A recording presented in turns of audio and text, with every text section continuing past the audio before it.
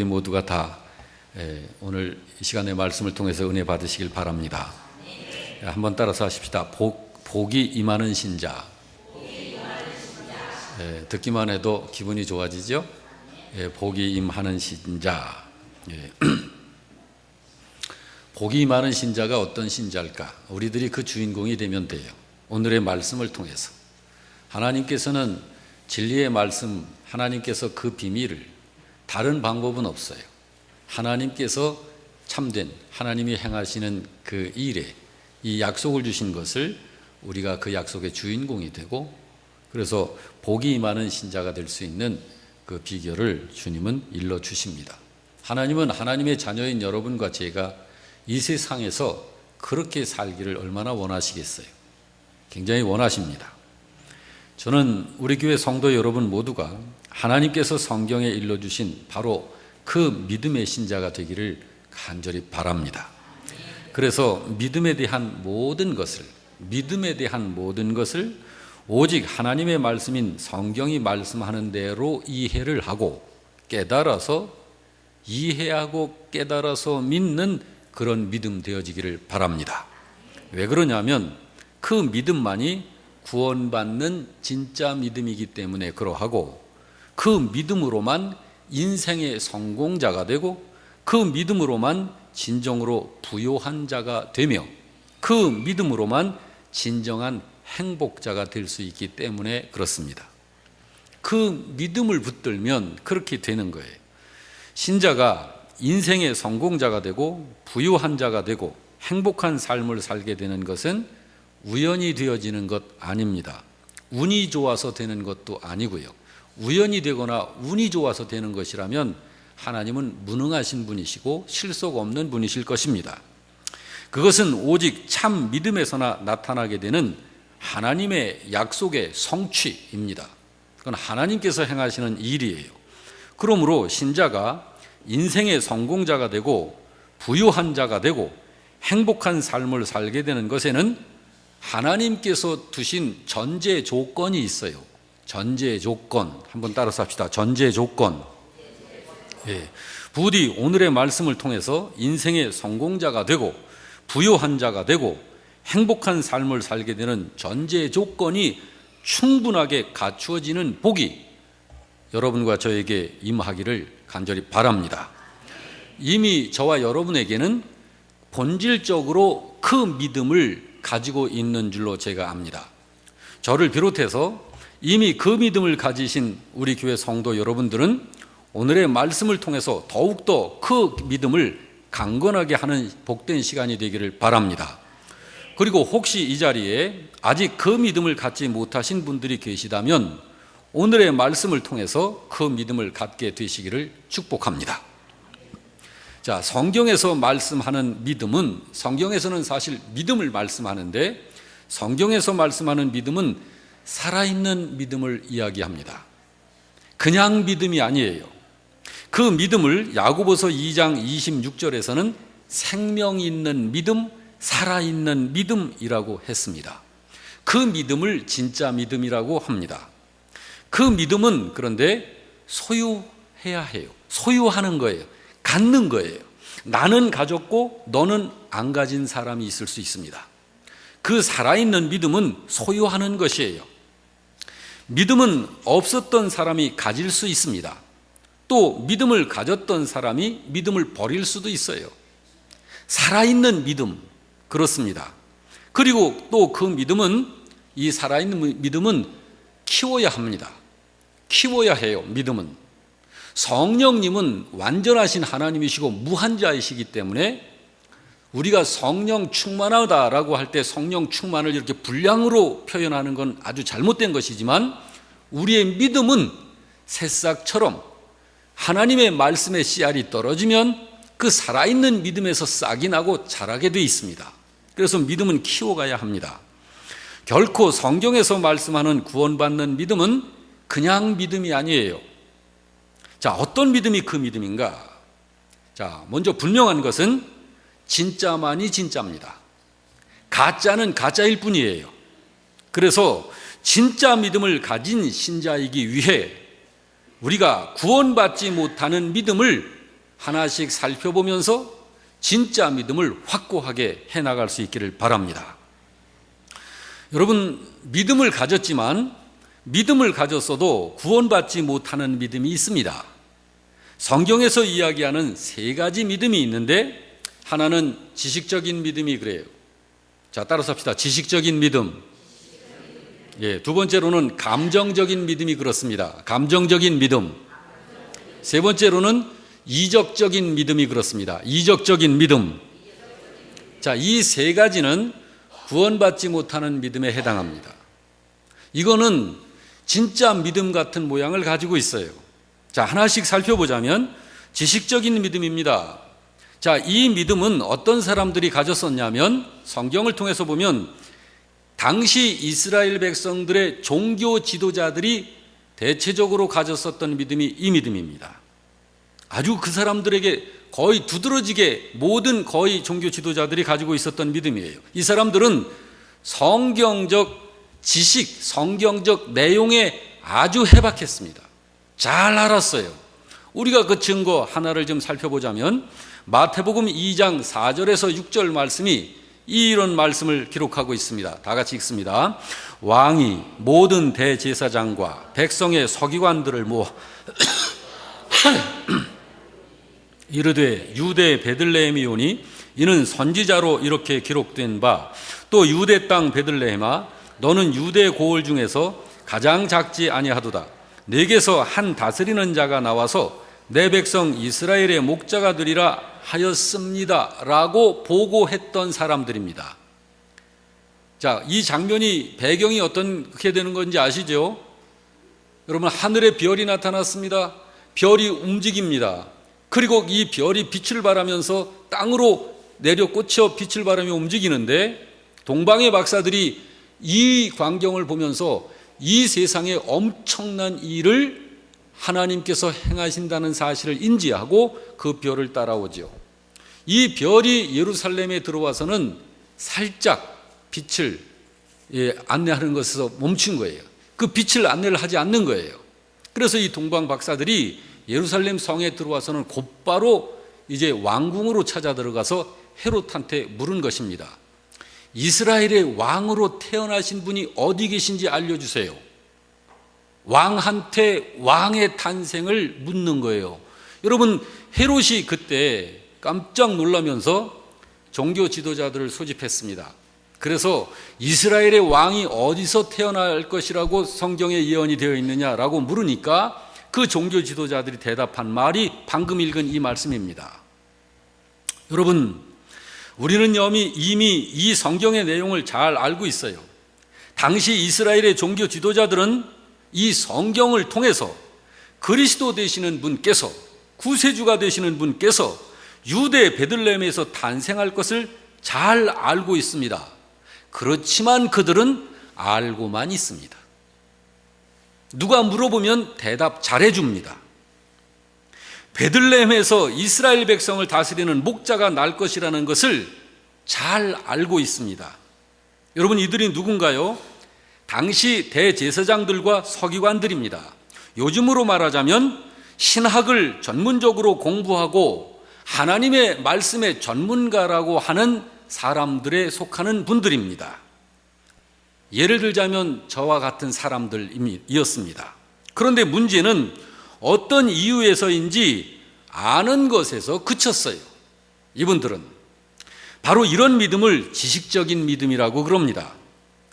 그런데 이런 지식적인 믿음은 얼마나 가치가 없는 것인지, 그건 휴지 조각만도 못한 믿음이라고 야고보서 2장 19절은 이렇게 말씀합니다. 뭐라고 말씀하는지 같이 읽어볼까요? 내가 하나님은 한 분인 줄 믿느냐? 잘하는도다. 귀신들도 믿고 떤다. 귀신들도 가지고 있는 믿음이 그 믿음이다 그래요. 여러분, 얼마나 이런 믿음이 가치가 없으면 귀신들도 믿고 있는 믿음이야 그건 이라고 가치를 평가합니다. 아는 것에서 그치는 그런 지식적인 믿음은 소용없는 믿음이라는 거예요. 자, 그럼 여러분, 어떤 믿음이어야 할까요? 성경을 통해서 아는 것을 삶으로 행하고 실천하는 믿음이어야 하는 것입니다. 이것이 진짜 믿음입니다. 그래서 성경은 말씀하기를 마태복음 16장 21절에 성경을 통해서 아는 것을 삶으로 행하고 실천하는 것, 이것이 삶입니다. 이게 삶이에요. 이 삶이 만들어지는 사람이 있고 그런 삶이 아닌 다른 삶이 만들어지는 사람들이 있습니다. 마태복음 16장 27절을 같이 읽습니다. 인자가 아버지의 영광으로 그 천사들과 함께 오리니 그때 각 사람이 행한 대로 갚으리라. 하나님께서 사람의 삶을 셈하신다고 분명히 말씀하고 있습니다. 여기 인자는 승천하신 예수님이십니다. 예수님께서 성부 하나님의 영광으로 그 뜻을 따라 그 천사들과 함께 재림하실 것인데, 그때에 이 세상을 살았던 각 사람을 그들의 행한 대로 갚으시겠다라는 분명한 선언을 하신 거예요. 사람들의 이 삶, 이건 굉장히 중요한 것입니다.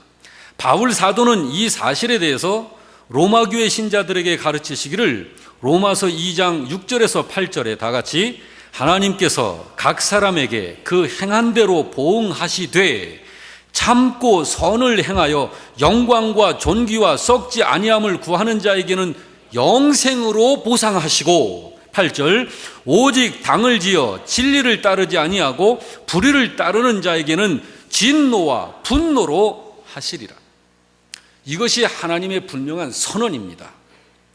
저와 여러분은 성경을 알고 그 아는 것에서 그치는 이러한 지식적인 이러한 믿음이 아닌 이 알게 된 것을 믿고 삶으로 만들어내는 행하는 믿음 되어지시기를 주님의 이름으로 축복합니다.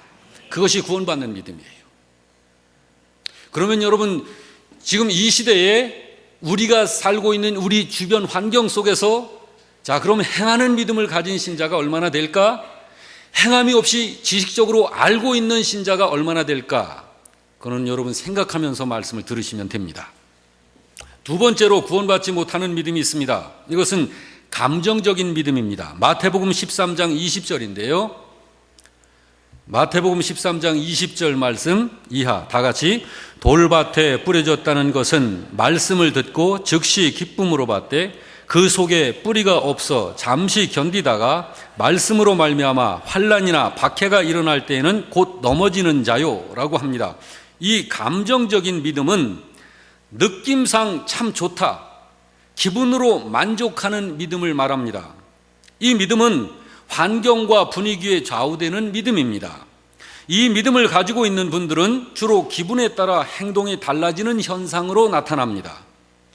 믿음으로 환경을 대하고 믿음으로 상황과 환경을 만드는 믿음이 아니라 반대로 환경과 상황에 따라 믿음을 그때 끌고 다니는 현상으로 나타납니다. 이것이 감정적인 믿음입니다. 이 사람들 하나님의 말씀 싫어하는 거 아니에요. 하나님의 말씀 좋아합니다. 하나님의 말씀을 들을 때 마저 하고 동의합니다. 그렇지만 삶 속으로 가져 들어가지를 못합니다. 여기 21절 말씀에 보면 이렇게 말씀하죠. 그 속에 뿌리가 없어 잠시 견디다가 말씀으로 말미암아 그 말씀과 부딪혀지는 생활이 될 때는 말씀을 포기해요. 그러니까 삶이 안 나오는 거예요. 이들도 하나님의 말씀을 잘 받습니다. 기쁨으로 받습니다. 그렇지만 그 말씀의 내용을 어느 정도 믿고 따르다가 상황이 바뀌거나 삶에 어려움이 생기거나 입장이 난처해질 때에는 쉽게 믿음을 중단하는 모습을 가집니다. 이것이 감정적인 믿음입니다. 이런 믿음은 특별히 감성적인 성향이 강한 우리 한국 사람들에게 많은 믿음이에요. 그 현상이 한동안 심령 대부흥회라는 이름으로 과거에 전국적으로 많이 성행했었습니다. 요새는 심령 부흥회를 해도 신자들이 별 관심을 두지 않고 있습니다마는 얼마 전까지만 해도 그랬었습니다.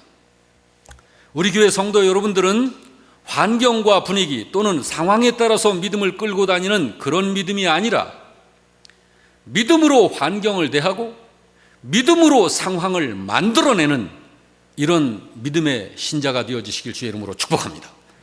그것이 믿음의 능력입니다. 여러분, 힘없는 믿음, 무능력한 믿음 무슨 소용이 있어요? 우리의 믿음은 죽은 자를 살려내는 하나님께서 주인이신 그리스도의 믿음 아닙니까? 이것이 구원받는 믿음이에요. 자, 마지막으로 구원받지 못하는 믿음이 또 하나가 있습니다. 그것은 이적적인 믿음입니다. 이 믿음은 전반적으로 이스라엘 백성들에게 많이 분포되어 있었던 믿음이에요. 이 믿음은 이적적인 믿음이라고 했는데, 이적이라고 하는 이 말은 성경에 기록되어 있기 때문에 이적이라고 표현을 하는데, 기적 또는 표적이라고도 같은 말입니다. 그렇게 말해요. 이 이적적인 믿음이란 이적을 추구하는 믿음이라는 말이에요.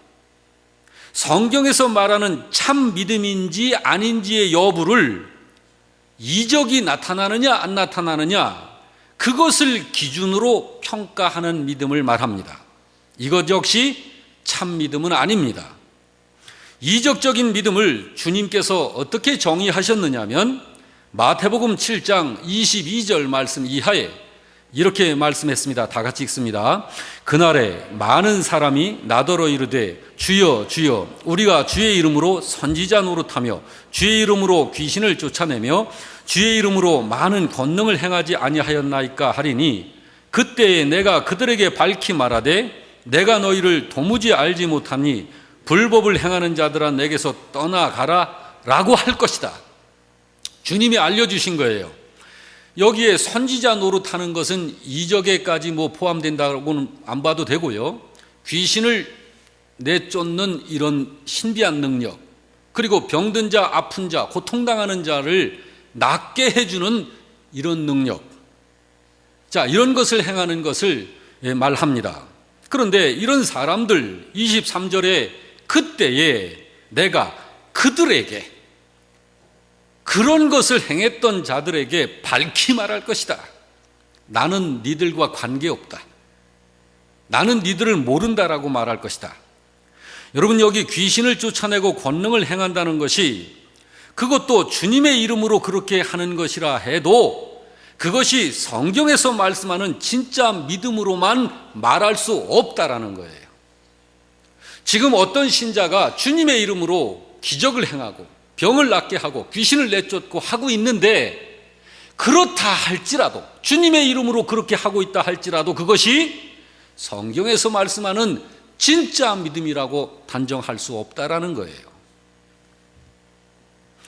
여기서도 주님은 주님의 이름으로 귀신을 쫓아냈었던 사람들, 주님의 이름으로 많은 권능을 행했었던 사람들을 향해서 말씀하시기를 내게서 떠나가라 라고 마지막 말씀을 마치겠다라고 말씀을 하십니다. 자, 여러분, 왜 그럴까요? 자, 주님은 표적에 관심이 많은 신자들에 대해서 분명히 말씀하셨어요. 성경에 마태복음 12장 39절 말씀에 다 같이 읽습니다. 악하고 음란한 세대가 표적을 구한다 했어요. 여러분, 기적과 이적, 표적에 관심이 많은 이런 것에 대해서 주님이 좋게 보시질 않으셔요. 왜 그것에 네가 관심이 많지? 그것에 관심이 많다는 것은 너의 사심이 있기 때문이야. 나는 기적을 통해서 이 어떤 영원한 하늘의 진리를, 이걸 증거하고 이걸 밝히기 위해서 이 기적을, 이적을, 이 표적을 사용하는 건데, 너는 이것엔 관심이 없고 이 호기심 많은 표적에만 관심이 있어. 근데 왜 이것에 네가 관심이 있지? 그건 너의 죄성에서 나오는 사심이야 라고 말씀하시는 거예요. 그러므로 여기에 악하고 음란한 세대가 표적을 구한다. 그러나 선지자 요나의 표적밖에는 보일 표적이 없다, 니들에게는. 이렇게 말씀했어요. 여러분, 예수님께서 보이신 표적이 수를 헤아릴 수 있습니까? 엄청나게 했습니다. 매일 그것도. 그런데 그 엄청난 많은 표적들에 대해서 너희들에겐 아무 가치가 없구나. 그것이 요나의 표적, 이건 뭔지 알지? 물고기 뱃속에 사흘 동안 사람이 들어가 있으면 사람이 죽니 사니? 죽지요. 그런데 거기서 다시 나왔지. 어떻게 됐지? 살아났어요. 이게 나에 대한 것을 상징적으로 나타내주는 살아있는 표적이야. 이것밖에는 너희들에게 내가 이야기해 줄 게 없네 라고 예수님께서 말씀하신 거예요. 여러분 뿐만 아니라 또 주님은 표적을 행한다고 하는 것에 그렇게 중요성을 두지 말라고 그러셔요. 그래서 누가복음 10장 20절을 보게 되면 다 같이 귀신들이 너희에게 항복하는 것으로 기뻐하지 말고 너희 이름이 하늘에 기록된 것으로 기뻐해라. 귀신들을 내쫓고 귀신들을 다스리고 어거하고 하는 이런 것이 나한테 되네? 우리 신자들에게 되네? 와 좋다. 그런 것으로 기뻐할 게 아니라 그것은 무엇을 나타내느냐? 내가 하늘에 속한 사람이기에 너에게서 크게 되는 거야. 그러니 네가 하늘에 속한 사람 되었다라는 게 확인이 되어지면 그걸 기뻐해 라고 이야기하시는 거예요. 여러분 현금에 저도 이렇게 일부러 참 이 농촌 이 산 정말 이 지방에 내려와서 목회를 하기를 선택해서 내려왔습니다마는 많은 주변에 저에게 어떤 분들이 이렇게 말했어요. 교회에서 기적 한 번만 일으키면 교회 부흥 금방 된다. 그런 이야기 목회자들 간혹 합니다. 해도 어려우니까. 여러분 농촌에 와서 목회를 하는 건 어려움을 다 각오하고 오는 거예요. 바닷가에 가서 목회를 하면 바닷가의 그 어려움들을 다 각오하고 가는 거예요. 그곳에 사는 분들에게 복음을 듣게 해주기 위하여. 자, 그런데 그곳에서 이제 1년, 2년, 5년, 10년, 20년 목회를 하다 보면 항상 미자립 상태가 되죠. 거의 다 교회들이. 얼마나 고생합니까? 얼마나 힘이 듭니까? 얼마나 정말 고생 많습니다. 그런데 그 고생하니까 도시에 있는 어느 그런 그 목회자들이 가끔 그런 얘기해요. 교회에서 한번 기적 한번 일으키면 소문이 나가지고 막 몰려든다고.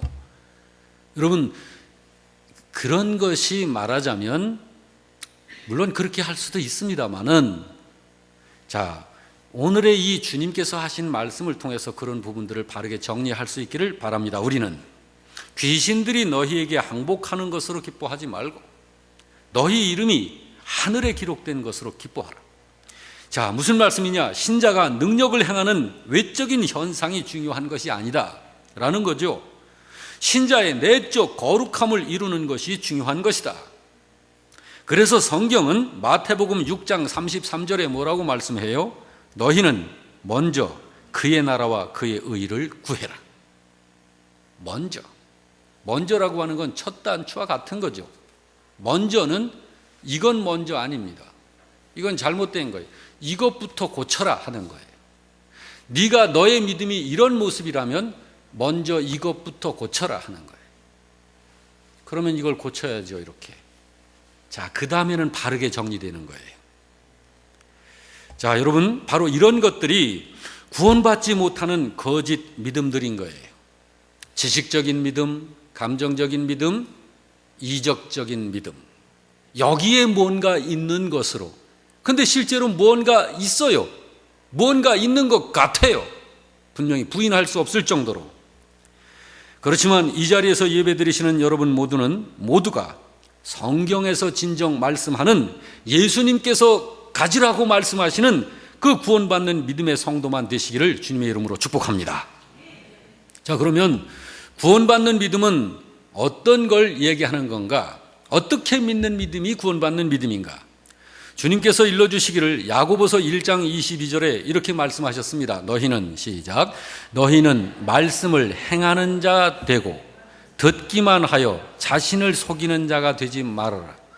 그럼 어떤 믿음이 구원받는 믿음이라는 거예요? 삶으로 나오는 믿음을 말해요. 삶으로 나오는 믿음. 25절도 읽습니다. 자유롭게 하는 온전한 율법을 들여다보고 있는 자는 듣고 잊어버리는 자가 아니요 실천하는 자다. 실천하는 자다. 사는 자다. 이 사람은 그 행하는 일에 복을 받으리라. 오늘 신명기 28장 1절에서 6절의 말씀에 약속되어져 있는 것이 이 사람의 것입니다.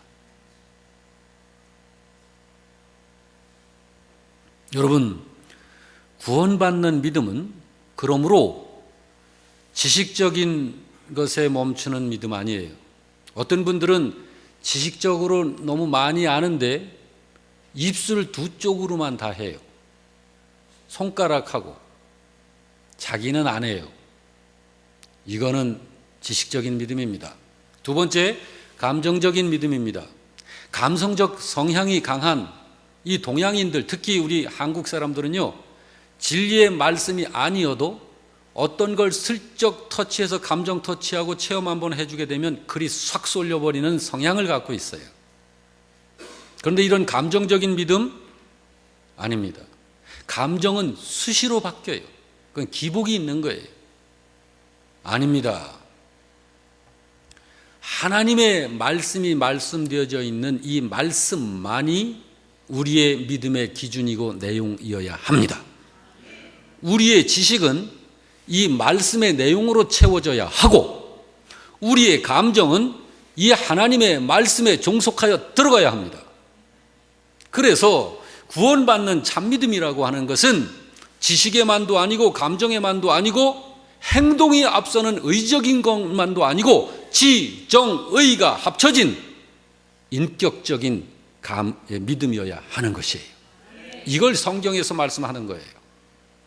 우리의 믿음은 지극히 전 인격적인 것이어야 해요. 그래서 영원한 진리가 되는 영원한 사실의 내용을 내가 알지 못했던 나의 이 지식 영역으로 이걸 받아들이고, 그 알게 된 지식에 내 감정이 동의하고, 그 알게 되고 동의되어진 그 내용을 삶으로, 의지로 실천하여 삶으로 만들어내는 믿음, 이것이 성경에서 말하는 구원받는 참 믿음입니다. 사랑하는 성도 여러분, 이 구원받는 믿음을 가진 분들은요, 첫째, 순수합니다. 사람 자체가 순수해요. 나이가 많이 먹었어도요, 깨끗함이 느껴져요.